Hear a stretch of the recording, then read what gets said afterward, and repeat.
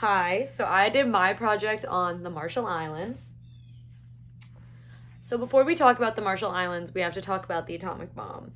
So the atomic bomb was first created here in America during this project called the Manhattan Project, which was run by Robert J. Oppenheimer, and this started in about 1939 to 1946, and this was the first actual scientist grouping that made the atomic bomb.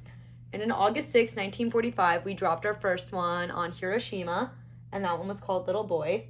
And then we went to Nagasaki, which is another major city in Japan, and we dropped the second one, which was called Fat Man. And the reason why we did this was because during World War II, we were not involved, and the Japanese dropped bombs on our islands, Hawaii, on Pearl Harbor. So this was our repercussion to what they did in Pearl Harbor.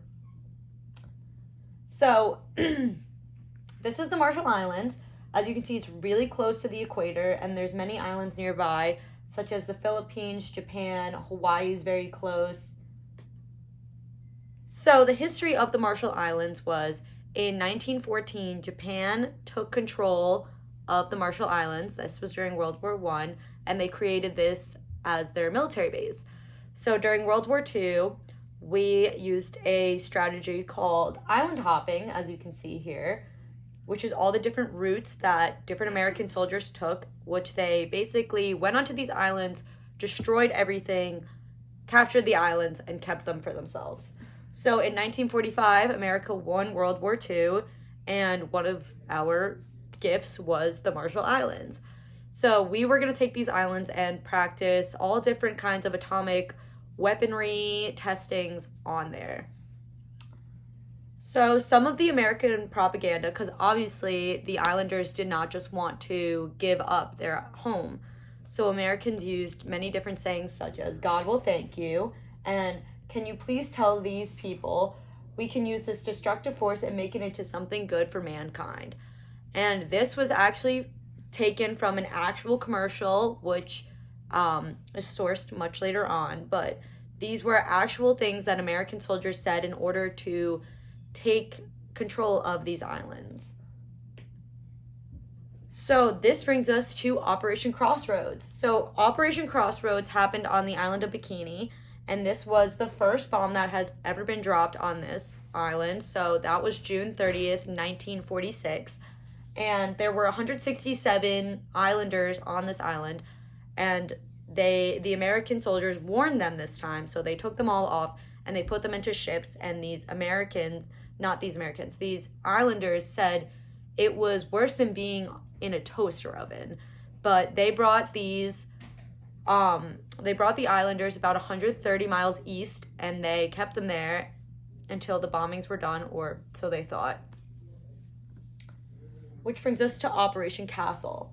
So Operation Castle, also known as Bravo, was the first drop of the hydrogen bomb.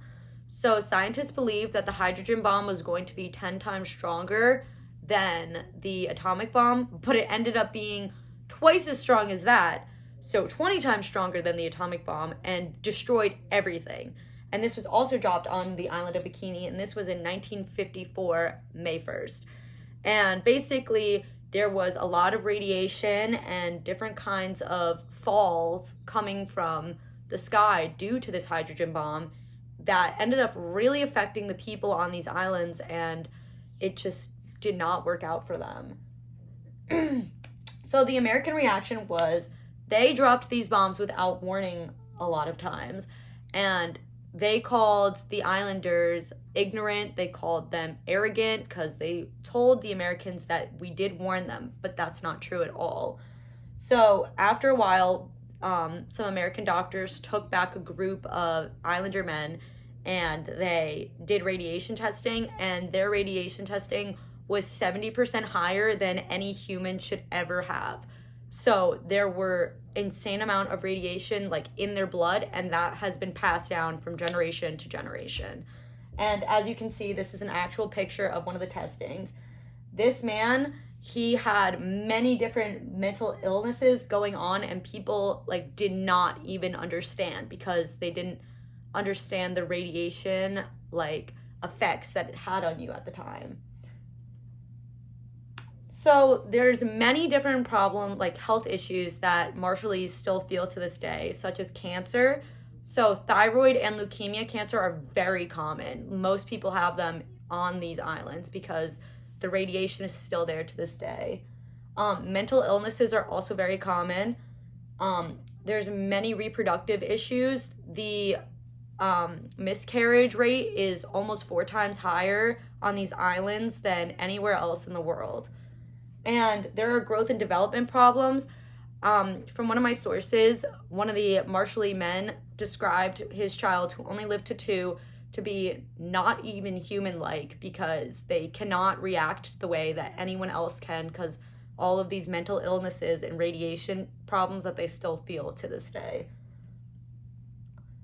Today, some of the problems that they have is still in their soil. So obviously they're an island, so a lot of their money that they have comes from agriculture, but there's still radiation in the soil and the food. So there's a lot of problems with trying to sell them because when people eat them on the islands, they're just intaking more radiation. Humans obviously have a huge issue still to this day, obviously involving cancers, mental illnesses, growth and development problems. The radiation in blood in 1987 was still 40 times higher than anywhere else in the world because the amount of radiation still on these islands were awful. And obviously the health issues continue. And yeah, these are my sources. And thank you for watching.